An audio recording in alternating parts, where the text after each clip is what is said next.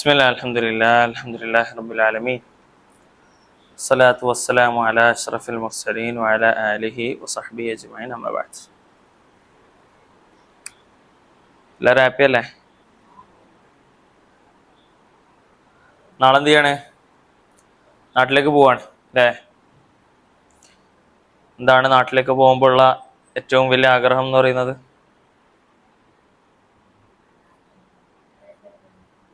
കളിക്കണം, ഉമ്മാനുപ്പാനെയും കാണണം, പിന്നെ ഉമ്മാനുപ്പാനെയും കാണണം, പിന്നെ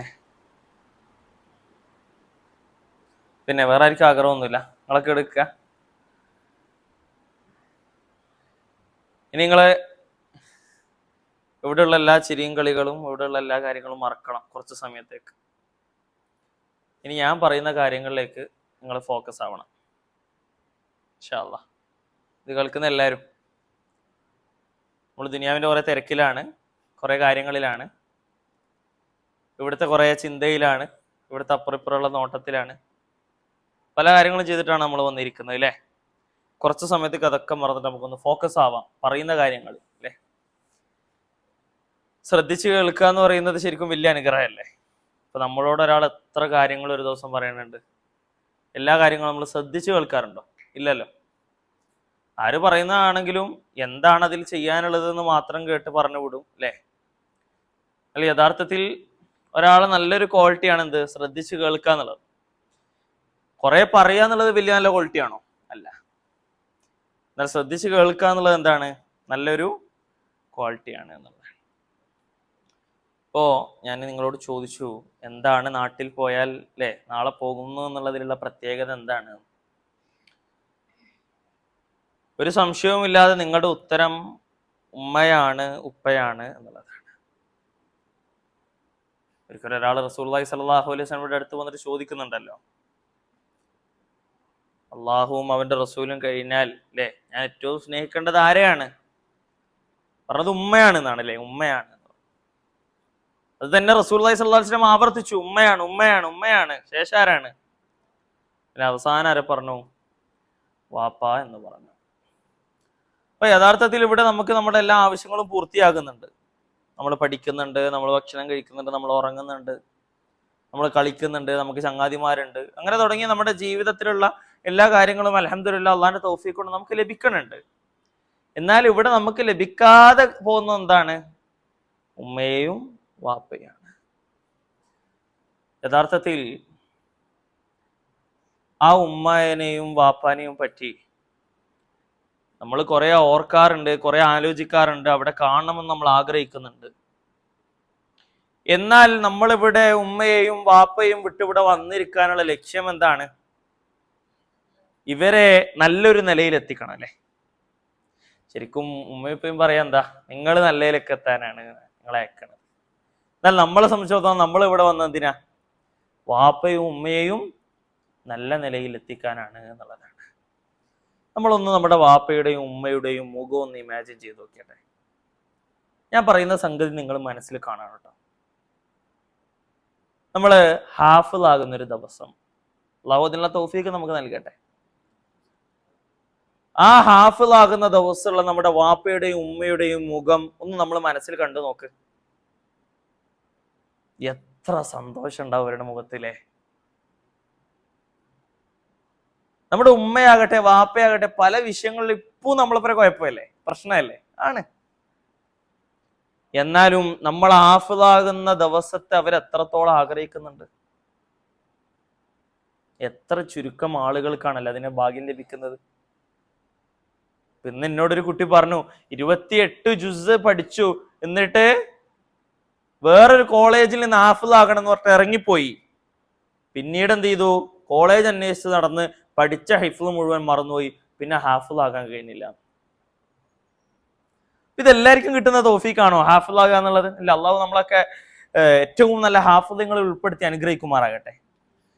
ഞാൻ പറയുന്നത് മക്കളെ, നമ്മുടെ വാപ്പ, നമ്മുടെ ഉമ്മ നമ്മളിവിടെ കൊണ്ടുവിട്ട ഒരു ദിവസം നമ്മൾ ആരും മറക്കൂല അല്ലെ? നിങ്ങൾ ആരും മറക്കൂല, ഒരിക്കലും മറക്കൂല. ശരിക്കും വാപ്പയും ഉമ്മയും നമ്മളിവിടെ വിട്ടുപോയ ദിവസത്തേക്കാൾ നമ്മൾ വേദനകൾ കടിച്ചമർത്തിയപ്പോ അറിയോ? വാപ്പയെയും വാപ്പയും ഉമ്മയും നമ്മളിവിടെ വിട്ടിട്ട് നമ്മളിവിടെ ക്ലാസ് ഒക്കെ കണ്ടു, ആളുകളൊക്കെ കണ്ടു, ഉസ്താന്മാരെ കണ്ടു, ചങ്ങായിമാരെ കണ്ടു, നമ്മൾ വേറെ ഹാലിലാണ് കളിക്കാനൊക്കെ പോയി ഭയങ്കര ആഘോഷ സന്തോഷത്തിലൊക്കെ ആയിരിക്കും. എന്നാൽ അന്ന് നമ്മളെ കൊണ്ടുവിട്ട് അന്ന് രാത്രി നമ്മൾ അനുഭവിക്കുന്ന ഒരു വേദനയുണ്ട് അല്ലേ, ഒരു ശൂന്യതയുണ്ട് അല്ലേ. എത്ര കൊല്ലം മുമ്പ് വന്ന ആളാകട്ടെ, പുതിയതായിട്ട് വന്ന ആളാകട്ടെ, ആ ഒരു എക്സ്പീരിയൻസ് നമുക്ക് എല്ലാവർക്കും ലഭിച്ചിട്ടുണ്ടാവും. വാപ്പയും ഉമ്മയും നമ്മുടെ വിളിപ്പുറത്തില്ലാത്തൊരവസ്ഥ അല്ലേ. അല്ലെങ്കിൽ നമ്മളൊന്ന് ചുമക്കുന്ന കേട്ടാൽ അപ്പുറം എന്ത് ചെയ്യും, ചൂടുവെള്ളം കൊണ്ടുവരും. നമ്മൾ ചുമക്കുന്ന കേട്ടാൽ എന്താ ഉറങ്ങിയിട്ടില്ലേ എന്ന് വന്ന് അന്വേഷിക്കും. ചില സമയത്ത് നമ്മൾ ഉറങ്ങുന്നത് വരെ നമ്മുടെ അടുത്ത് ഇങ്ങനെ വന്നിരിക്കും. അനുഭവം ഇല്ലേ? ഉണ്ട്. ശരിക്കും നമ്മള് ഗൗരവത്തിലും പക്വതയിലേക്കും എത്തുന്നത് ആ സമയത്ത് നമ്മുടെ വാപ്പാന്റെ ഉമ്മാന്റെ വിഷയത്തിലേക്ക് എത്തുമ്പോൾ. യഥാർത്ഥത്തിൽ വാപ്പയുടെയും ഉമ്മയുടെയും സ്നേഹം എങ്ങനെയാണ്, എന്താണെന്ന് ചോദിച്ചാൽ പല ആളുകൾക്ക് പറയാൻ കഴിയില്ല, വർണ്ണിക്കാൻ കഴിയില്ല.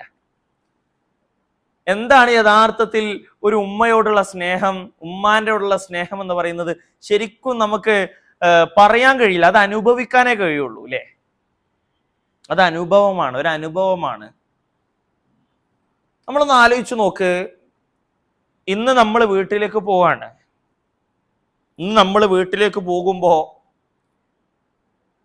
അവിടെ നമ്മുടെ ഉമ്മയില്ല. ഉമ്മ അങ്ങാടി പോയതല്ല, ഉമ്മ വേറെ കുടുംബത്തിൽ പോയതല്ല. ഉമ്മ എന്നേക്കുമായി ഈ ലോകത്തിൽ നിന്ന് വിട പറഞ്ഞു എന്ന് അറിഞ്ഞിട്ട് നമ്മൾ ആ വീട്ടിലേക്ക് കയറുന്ന ഒരവസ്ഥ നമുക്ക് ആലോചിക്കാനും ചിന്തിക്കാനും കഴിയുന്നുണ്ട്. വെറുതെ ഇമാജിൻ ചെയ്യാൻ നമുക്ക് കഴിയും. നമ്മുടെ മനസ്സ് പടയും അല്ലേ. ഇന്നലെ ഒരു പോസ്റ്റ് കണ്ടു, എനിക്ക് മരണ വീട്ടിൽ പോയാൽ വല്ലാതെ ചിരി വരും. അതിന്റെ അടിയിൽ കമന്റിൽ ഫസ്റ്റ് ആയിട്ട് പിന്നെ ഇത് വെച്ചെന്താണെന്നറിയോ, നിന്റെ ഉമ്മ മരണപ്പെട്ട വീട്ടിൽ എനിക്ക് ചിരി വരുമെന്ന. അന്ന് നമ്മളെ തമാശയും കളിയൊന്നും ഉണ്ടാവൂല, അന്ന് നമുക്ക് ഉമ്മാനോടൊരു ദേഷ്യം ഉണ്ടാകൂല, അന്ന് പരാതികൾ ഉണ്ടാകൂല. ഇന്ന് ഉമ്മയെ പറ്റി പല പരാതികളാ, നമുക്ക് പല പരാതികളാ. അവിടെ എൻ്റെ ഉമ്മ അതിലും മേടിച്ചു തരാം, എൻ്റെ ഉമ്മ ഒന്നും വിട്ടുതരില്ല, എൻ്റെ ഉമ്മ ഫോൺ വരും, എൻ്റെ ഉമ്മ ഒന്നും വിട്ടുതരില്ല, എൻ്റെ ഉമ്മ അതിലാക്കി തരും, എനക്ക് ഒന്നും ആക്കി തരത്തില്ല. പല പരാതികളാ. എല്ലാ പരാതികളും അവസാനിക്കുന്ന ഒരു ദിവസമാണ്. അതില്ലേ നമുക്ക് പറഞ്ഞാലോ ചിന്തിച്ചാലോ ഉൾക്കൊള്ളാൻ കഴിയില്ല. ഒരു ദിവസം വീട്ടിൽ കയറുമ്പോൾ ഉമ്മ ഇല്ലെങ്കിൽ നമ്മുടെ തോളത്തുണ്ടാകുന്ന ബാഗ് എടുത്തു വെക്കാൻ ഒരാളുണ്ടാകൂല. നമ്മൾ എന്താ ഭക്ഷണം കഴിച്ചിട്ട് വന്നതെന്ന് ചോദിക്കാൻ ഒരാളുണ്ടാകൂല. നമ്മൾക്ക് വേണ്ട ഭക്ഷണം എന്താണെന്ന് തിരിച്ചറിഞ്ഞ് കൊണ്ടുവന്ന് തരാൻ ഒരാളും ഒന്നും ഉണ്ടാവൂല, ഉമ്മയല്ലാതെ. ഉമ്മാക്ക് അറിയാം അമ്മക്ക് എന്താ ഇഷ്ടം, വാപ്പാക്കല്ല. ഉമ്മാക്ക് അറിയാം അവൻ എങ്ങനെയാ ഫുഡ് കഴിക്കാന്ന്, ഉമ്മാക്ക് അറിയാം അവൻ എന്തൊക്കെ ഭക്ഷണങ്ങളോടാ ഇഷ്ടം എന്ന്. വേറൊരാൾക്കും അറിയില്ല. ആ ഉമ്മയെ തൊട്ടറിയാൻ നമ്മളെ കൊണ്ട് കഴിയണം. നിങ്ങൾ ഓരോ ജുസുകൾ പൂർത്തിയാക്കുന്ന സമയത്ത് പുതിയ കുട്ടികൾ ആദ്യം വിളിക്കുന്ന ആരെയാണ്? നമ്മൾ വിളിക്കാൻ ആഗ്രഹിക്കുന്ന ആരെയാണ്? ഉമ്മയാണ്. ഉമ്മാനെ വർണ്ണിക്കാൻ നമുക്കാവില്ല, നമുക്ക് എഴുതി ഉണ്ടാക്കാൻ കഴിയില്ല. എന്നാലില്ലേ മക്കളെ, ഉമ്മയില്ലാത്തൊരു ദിനത്തെ പറ്റി നമ്മൾ ആലോചിച്ചാൽ നമുക്ക് മനസ്സിലാകും അത് എത്ര വേദനയാണ്. ഇന്നലെ ഒരു വീഡിയോ കണ്ടിട്ട് കുറേ സമയം കരഞ്ഞു.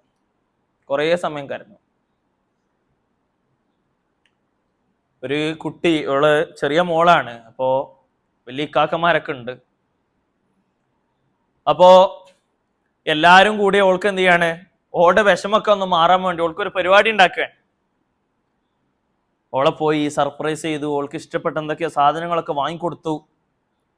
അങ്ങനെ എല്ലാരും കൂടിയിട്ട് അവൾ ഇത്താത്തയും മുക്കാക്കൊക്കെ ഇങ്ങനെ ചേർത്ത് പിടിക്കുമ്പോഴും ആ കുഞ്ഞുമോള് പൊട്ടി കരയാണ്. ആ ഫ്രെയിമിൽ ഒരു ഉമ്മ വേണമായിരുന്നു, ഉമ്മ ഇല്ല. ആ ഫ്രെയിമിൽ ഉമ്മ വേണമായിരുന്നു, ഉമ്മ ഇല്ല. ആ വേദന മക്കളെ നമുക്ക് മനസ്സിലാകൂല പറഞ്ഞാല്. അള്ളാഹു നമ്മുടെ വാപ്പ ഉമ്മമാർക്ക് ആഫിയത്തോടുള്ള ദീർഘായുസ് പ്രദാനം ചെയ്യുമാറാകട്ടെ. കല്യാണ വീടാണ്, ഭർത്താവിന്റെ കൂടെ നിൽക്കുകയാണ്, പുതിയാപ്പിളിന്റെ കൂടെ നിൽക്കുകയാണ്. കല്യാണ പെണ്ണ് പൊട്ടി പൊട്ടി കരയുന്നുണ്ട്. എന്താ? ഫാമിലി ഫോട്ടോ എടുക്കുമ്പോ അതിൽ കൂടെ നിൽക്കാൻ ഉമ്മയില്ല. നമ്മുടെ എല്ലാ തമാശകളും അവസാനിക്കും. ഞാൻ പറഞ്ഞു വരുന്നത്, നമ്മൾ ഈ പഠിക്കുന്ന ഖുർആൻ, അതുകൊണ്ട് നമ്മുടെ ഉമ്മാനെ, നമ്മുടെ വാപ്പയെ ഉയരങ്ങളിലേക്ക് നമുക്ക് എത്തിക്കാം. അവർക്കൊന്നും അറിയില്ല. നിങ്ങൾ ചിലപ്പോൾ നിങ്ങളുടെ ഉമ്മയെ വാപ്പയൊക്കെ പോയിട്ട് ചോദിച്ചാൽ അവർക്ക് വലിയ ഖുർആൻ ഓതാനൊന്നും അറിയില്ല. അവരാഗ്രഹിക്കുന്ന എന്താണെന്നറിയോ? നമ്മളിലൂടെ, നിങ്ങളിലൂടെ ഖുർആനിന്റെ ആളുകളാകാനാണ് അവർ ആഗ്രഹിക്കുന്നത്. അവരെ കൊണ്ടായിട്ടില്ല. എന്റെ വാപ്പൊക്കെ പറയാറുണ്ട്, ഖുർആൻ പഠിക്കാൻ ഭയങ്കര ആഗ്രഹമായിരുന്നു, ഖുർആൻ പഠിക്കാൻ ഭയങ്കര ആശയമായിരുന്നു. എന്ന് എന്താ അറിയില്ല, ഓർമ്മശക്തി പടച്ചവന് എങ്ങനെയും തന്നിട്ടില്ല. പഠിക്കാൻ വേണ്ടി കുറേ ശ്രമിച്ചിട്ടുണ്ട്, ആയിട്ടില്ല. അപ്പൊ ആ വാപ്പാക്ക് തന്റെ മകൻ ഹാഫിളാകുന്നെന്ന് പറയുമ്പോ നമ്മളിലൂടെ അവരെന്ത് ചെയ്യണം? നേടിയെടുക്കേണ്ടത് ഒരു പോസ്റ്ററിലുള്ള ഫോട്ടോവോ അല്ലെങ്കിൽ ഒരു പൈസയോ അല്ലെങ്കിൽ ഒരു സമ്മാനമോ അല്ല. നമ്മളിലൂടെ അവർ ആഗ്രഹിക്കുന്നത് സ്വർഗമാണ്. ഞാൻ പറയും, നിങ്ങളുടെ വാപ്പ ഉമ്മമാർക്ക് മറ്റു കുറെ മക്കളുണ്ടാകും, അവരെക്കാളൊക്കെ ഇഷ്ടം ആരെന്നറിയോ? നിങ്ങളെ. അവരെക്കാളൊക്കെ ഇഷ്ടം നിങ്ങളെ. നിങ്ങൾ കരുതും വാപ്പ ഉമ്മ ഇന്നിവിടെ കൊണ്ടിട്ടിട്ട് പോവാണ്, വേറെ പണിക്ക് പോയിരിക്കുക. ഇത്താത്തിയും ഇക്കാക്കിയും അനിയത്തിയൊക്കെ നല്ല സുഖത്തിലാ, സന്തോഷത്തിലാ, അവർക്ക് വേണ്ടതൊക്കെ വെച്ചു കൊടുത്ത് നല്ല അടിപൊളിയായിട്ട് നോക്കുകയാണ്. നമ്മളെ ആർക്കും വേണ്ട, ഇന്നെ വേണ്ടാത്തോണ്ട് ഇവിടെ കൊണ്ടുവന്നിട്ടതാണ് എന്ന്. എന്നാൽ അവരുടെ മക്കളിൽ അവരേറ്റവും സ്നേഹിക്കുന്നത് നിങ്ങളെയാണ് മക്കളെ. അതുകൊണ്ടാണ് നിങ്ങളവർ ഖുർആൻ പഠിക്കാൻ വേണ്ടി അയച്ചത്. നമ്മളിത് തിരിച്ചറിയണം കേട്ടോ. നമ്മള് ഒരു ലീവിന് പോകുമ്പോ അവരെ മോശക്കാരായിട്ട് കാണല്ല വേണ്ടത്.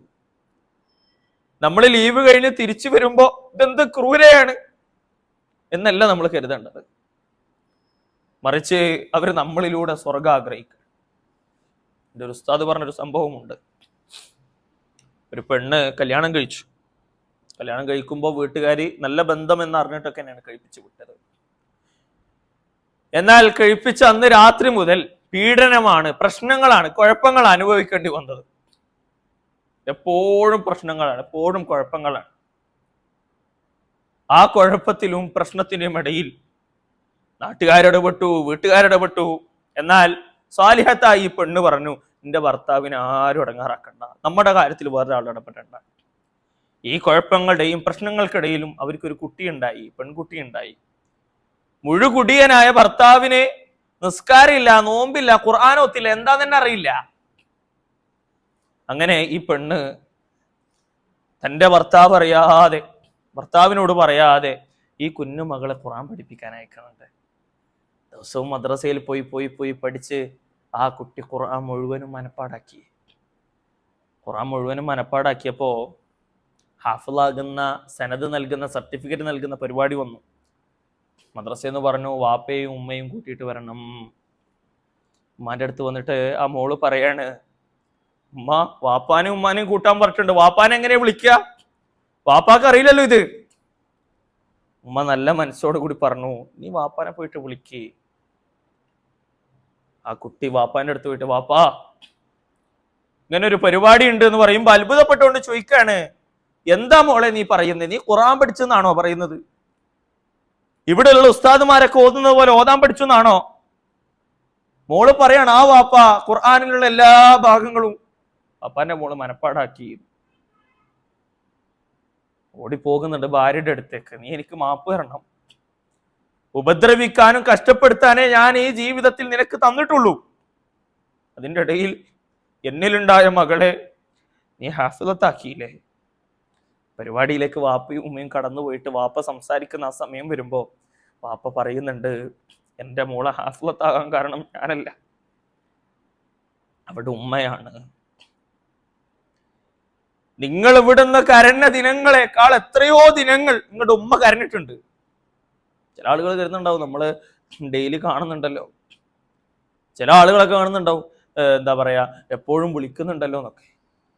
എത്ര വിളിച്ചാലും എത്ര വന്ന് കണ്ടാലും നിങ്ങളുടെ കാര്യത്തിൽ എല്ലാ സമയവും വേദനിക്കുന്ന പിടക്കുന്നവര് നിങ്ങളുടെ വാപ്പയും ഉമ്മയാണ്. നിങ്ങളിലൂടെ അവർക്ക് നിങ്ങൾ സ്വർഗം നൽകണം മക്കളെ, നിങ്ങൾ സ്വർഗം നൽകണം. നമുക്കിവിടെ ഭയങ്കര ഖുർആൻ പഠിക്കുമ്പോൾ വലിയ പ്രയാസമുണ്ട്. രാവിലെ എഴുന്നേൽക്കണം, ബാക്കിയുള്ളവരൊക്കെ കടന്നുറങ്ങുമ്പോൾ നമ്മൾ രാവിലെ എഴുന്നേൽക്കുക. കുറെ കുഴപ്പവും പ്രശ്നമൊക്കെ കേട്ടിട്ട് നമ്മൾ എഴുന്നേച്ചിട്ടില്ലെങ്കിൽ പ്രശ്നമാണ്. എന്നിട്ട് നമ്മൾ നമ്മുടെ ഉറക്ക് നഷ്ടപ്പെടുത്തി നമ്മൾ താഴേക്ക് ഇറങ്ങി വന്ന് ഓതുന്ന ഓരോ ഖുർആൻ പാരായണത്തിലൂടെ നമ്മുടെ വാപ്പാക്കും ഉമ്മാക്കും സ്വർഗം കിട്ടണം, കൊടുത്ത് കാണിക്കണം നമ്മള്. അതിനാ നമ്മുടെ കഷ്ടപ്പാട് മുഴുവനും. ആ വാപ്പയെയും ഉമ്മയെയും സ്വർഗത്തിലെത്തിക്കാൻ അള്ളാഹു അതിനുള്ള തൗഫീക്ക് നമുക്ക് എല്ലാവർക്കും നൽകി അനുഗ്രഹിക്കുമാറാകട്ടെ. ഇന്ന് നമുക്ക് വാങ്ങിത്തരാൻ പറയുന്ന പലതും അവർക്ക് വാങ്ങിത്തരാൻ കഴിയുന്നുണ്ടാവില്ല. ഇന്ന് നമ്മൾ പറയുന്ന എല്ലാ കാര്യങ്ങളൊന്നും അവർക്ക് ചെയ്തു തരാൻ കഴിയുന്നുണ്ടാവില്ല. എന്നാലും അവരുടെ കഴിവിന്റെ, അവർക്ക് കഴിയുന്നതിന്റെ ഏറ്റവും നല്ല രൂപത്തിൽ നിങ്ങളെ നോക്കുന്നുണ്ട്, ഒക്കെ നൽകുന്നുണ്ട്. പോരായ്മകളിലേക്ക് മാത്രം നമ്മൾ തിരിഞ്ഞു നോക്കിയാൽ, കുറ്റങ്ങളും കുറവുകളും മാത്രം നമ്മൾ തിരഞ്ഞു നടന്നാൽ ഒരു ദിവസം വരും അന്ന് നമ്മളൊരു ശൂന്യത അനുഭവിക്കും. അള്ളാഹു മനസ്സിലാക്കാനുള്ള തൗഫീഖ് നമുക്കൊക്കെ നൽകി അനുഗ്രഹിക്കട്ടെ. നമ്മൾ ഖുർആൻ പഠിക്കുന്നത്, നമ്മൾ ഖുർആനിന്റെ ആളുകളാകുകയാണ്. നമ്മൾ അള്ളാന്റെ കലാമാണ് പഠിക്കുന്നത്. പടച്ചോ നമ്മളെ കൈവിടൂല, ഒരിക്കലും നമ്മളത് മറക്കാൻ പറ്റൂല. എന്റെ പടച്ചോൻ കൈവിടൂല. എനിക്കെന്റെ റബ്ബ് മതി, എനിക്ക് ഒന്നും എനിക്ക് പേടിയില്ല. അലി റളിയല്ലാഹു അൻഹു പറയുന്നുണ്ട്, നാളെ യുദ്ധക്കളത്തിലേക്ക് ഇറങ്ങുന്ന എനിക്ക് അള്ളാഹു മരണം വിധിച്ചിട്ടില്ലെങ്കിൽ അക്രമത്തിന്റെ ഭാഗത്തുള്ള എല്ലാവരും എൻ്റെ അടുത്ത് വന്നാലും ഞാൻ മരണപ്പെടൂല, എൻ്റെ റബ്ബ് ഉദ്ദേശിക്കാതെ. ഇനി ഞാൻ നാളെ മരണപ്പെടണമെന്ന് അള്ളാഹു തീരുമാനിച്ചിട്ടുണ്ടെങ്കിൽ എന്ത് ചെയ്തിട്ട് കാര്യമില്ല, പടച്ചോൻ അത് നടത്തുക തന്നെ ചെയ്യും. അള്ളാഹുവിൽ തവക്കൽ ചെയ്തിട്ട് മുന്നോട്ട് പോകാൻ നമ്മളെ കൊടുക്കുക. പടച്ചോൻ നമ്മൾ കൂടെ ഉണ്ടോ, നമ്മൾ വിജയിക്കും. വേറെ ആൾ കൂടെ ഉണ്ടായിട്ട് കാര്യമില്ല. ഇന്ന് നമ്മൾ കാണുന്ന നമ്മുടെ സുഹൃത്തുക്കളോ നമ്മുടെ ബന്ധങ്ങളോ ഒന്നും നമുക്ക് ഉപകാരപ്പെടൂല മക്കളെ, ഒന്നും ഉപകാരപ്പെടൂല. നമുക്ക് പടച്ചോനേ ഉണ്ടാകുള്ളൂ. എന്നാൽ ആ പടച്ചോന്റെ പ്രത്യേകത എന്താണെന്നറിയോ? പടച്ചോൻ ഒരു മേഖലയിലും നമ്മളെ കൈവിടൂല, നമ്മൾ ഒരിക്കലും പടച്ചോനെ പറ്റി മോശം ചിന്തിക്കാൻ പാടില്ല. എന്നെ ഇങ്ങനെ ആക്കിയല്ലോ, എന്നെ ഇങ്ങനെ പരീക്ഷിപ്പിക്കാണല്ലോ, എന്നെ ഇങ്ങനെ കഷ്ടപ്പെടുത്താണല്ലോ. ഒരു വേദന വരുമ്പോ, ഒന്ന് എല്ല് പൊട്ടുമ്പോ, എന്തെങ്കിലും തരത്തിലുള്ള മാനസികമായിട്ട് വിഷമിക്കുമ്പോ, പഠിക്കാൻ കഴിയാതാകുമ്പോ, എന്റെ റബ്ബിന് ഇഷ്ടമല്ല, എന്റെ റബ്ബിന് എന്നോട് സ്നേഹമില്ല എന്ന് നമ്മൾ ഒരിക്കലും കരുതാൻ പാടില്ല. സൂറത്തുൽ ദുഹാ അറിയാത്ത ആരും ഇല്ലല്ലോ നമ്മുടെ കൂട്ടത്തിൽ. എന്താ പടച്ചോൻ ദുഹയിൽ പറഞ്ഞത്? മാ വദ്ദഅക റബ്ബുക വമാ ഖല, മാ വദ്ദഅക റബ്ബുക വമാ ഖല. എന്തൊക്കെ വന്നാലും നിന്റെ റബ്ബ് നിന്നെ കൈവിടൂല. നമ്മളാരെയും പടച്ചോൻ കൈവിടൂല. നമ്മൾ പഠിക്കുന്നത് അള്ളാഹുവിന്റെ കലാമാണ്. അതിന് വലിയ സ്ഥാനങ്ങളുണ്ട്. അതിന്റെ പേരിൽ അള്ളാഹു ഈ ദുനിയാവിലും ആഖിറത്തിലും നമ്മൾ ഉയർത്തും. ദുനിയാവിൽ മാത്രമൊന്നല്ല, ആഖിറത്തിൽ മാത്രമൊന്നല്ല, ദുനിയാവിൽ ഉയർത്തും.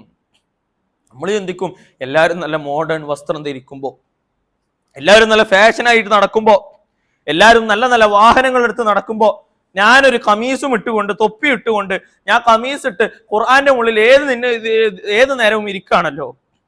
ബാക്കിയുള്ളവർ എന്തൊക്കെ വിനോദങ്ങളിലൂടെ കടന്നു പോകുന്നു. അവർ PS5 കളിക്കുന്നു, അവർ ടാബിൽ കളിക്കുന്നു, ഫോണിൽ കളിക്കുന്നു, TV കാണുന്നു, സിനിമ കാണുന്നു. അവരൊക്കെ എന്തൊരു സുഖത്തിലാണെന്ന് നമ്മളെ ശൈത്താൻ തോന്നിപ്പിക്കുന്നതാ. ഏറ്റവും നല്ല സുഖത്തിലും ഏറ്റവും നല്ല ഭാഗ്യത്തിലൂടെ കടന്നു പോകുന്നവര് ആരെന്നറിയോ? അത് നമ്മളാണ്, അത് നിങ്ങളാണ്. ഖുർആൻ പഠിക്കുന്ന നിങ്ങളാണ്. അതാണ് നിങ്ങളെ പ്രത്യേകമാക്കുന്നത്. അതാണ് നിങ്ങൾ സ്കൂളിൽ വലിയ മാർക്ക് വാങ്ങി എന്നുള്ളതല്ല നിങ്ങളുടെ പ്രത്യേകത. നിങ്ങള് മറ്റെന്തെങ്കിലും വിഷയങ്ങളിൽ കായികപരമായിട്ട് കഴിവ് തെളിച്ചു എന്നുള്ള എല്ലാ മക്കളെ നിങ്ങളുടെ പ്രത്യേകത എന്താ? നിങ്ങളുടെ പ്രത്യേകത നിങ്ങൾ ഖുർആനിന്റെ ആളുകളാണ് എന്നുള്ളതാണ്. അത് ജീവിതത്തിന്റെ എല്ലാ നിമിഷവും മറക്കാതെ മുന്നോട്ട് പോകാൻ നമ്മളെ കൊണ്ട് കഴിയണം. നമ്മളെപ്പറ്റി സ്വപ്നം കാണുന്ന വാപ്പാക്കും ഉമ്മാക്കും നമ്മളിലൂടെ എന്ത് നേടിക്കൊടുക്കണം?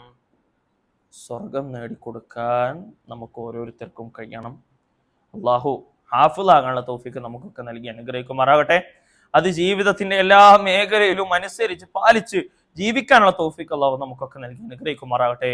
ഒരു ഹാഫിളായ, ഒരു ഖുർആൻ പഠിക്കുന്ന ഞാൻ അള്ളാന്റെ സ്വന്തക്കാരനാണ്, ഞാൻ മോശത്തരത്തിനൊന്നും പോകൂല എന്നുള്ള നിലപാട് സ്വീകരിക്കാൻ, ഉറച്ച തീരുമാനമെടുക്കാൻ നമുക്ക് ഓരോരുത്തർക്കും കഴിയണം. അള്ളാഹു അതിനുള്ള തൗഫീക്ക് നമുക്കൊക്കെ നൽകി അനുഗ്രഹിക്കുമാറാകട്ടെ. നമ്മുടെ മാതാപിതാക്കൾക്ക് അള്ളാഹു സുബ്ഹാനഹു വ തആല ആഫിയത്തോടുള്ള ദീർഘായുസ്സ് പ്രദാനം ചെയ്യുമാറാകട്ടെ. ഏറ്റവും നല്ല രൂപത്തിൽ ഹിഫ്ള് പൂർത്തീകരിക്കാനുള്ള തൗഫീക്ക് അള്ളാഹു നമുക്കൊക്കെ നൽകി അനുഗ്രഹിക്കുമാറാകട്ടെ. പൂർത്തീകരിച്ചവർക്ക് അള്ളാഹു സുബ്ഹാനഹു വ തആല അതെന്നെന്നും നിലനിർത്തി നൽകി അനുഗ്രഹിക്കുമാറാകട്ടെ. അങ്ങനെ നാളെ അള്ളാഹുവിന്റെ മുന്നിൽ ആ ഖുർആൻ പാരായണം ചെയ്തുകൊണ്ട് സ്വർഗത്തിന്റെ ഓരോ ദറജകളിലേക്കും ഉയർന്നുയർന്നു പോകാനുള്ള തൗഫീക്ക് അള്ളാഹു നമുക്കൊക്കെ നൽകി അനുഗ്രഹിക്കുമാറാകട്ടെ. അങ്ങനെ ആ ജന്നാത്തുൽ ഫിർദൗസ് നേടിയെടുക്കാനുള്ള തൗഫീക്ക് അള്ളാഹു നമുക്കൊക്കെ നൽകി അനുഗ്രഹിക്കുമാറാകട്ടെ. വാഖിറു ദഅവാനാ അൽഹംദുലില്ലാഹി റബ്ബിൽ ആലമീൻ. അസ്സലാമു അലൈക്കും വറഹ്മത്തുള്ളാഹി വബറകാതുഹു.